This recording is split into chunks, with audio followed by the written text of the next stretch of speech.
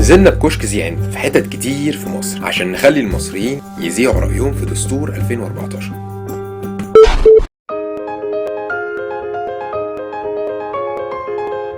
لا طبعا هقول نعم. ان شاء الله هنصاب بنعم باذن الله. نعم.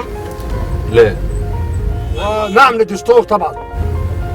لا. اكيد نعم. هصوت بنعم. هقاطع. اكيد ان شاء الله نعم.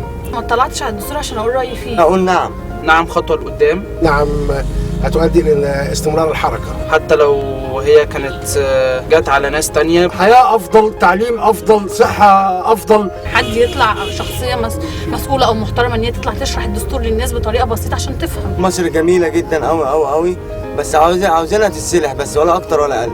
مفيش اي حاجه ممكن تحفزني ان انا انزل اقف في طابور. محو الاميه هيبقى اجباري. دلوقتي اللي شغال كقطاع خاص بيقول لك بقى ليه تأمينات، يعني وان لو لا قدر الله حصل حاجه ليه معاش. كفايه قوي قوي ممثل المحقين عشان خاطر الامور تمشي ونخلص من المشاكل بتاع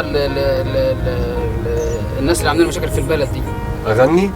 بنبه كل الشعب المصري انه يقف جنبا الى جنب في الحق ويدوس على الظلم. يا دنيا ليه قاسيه كده.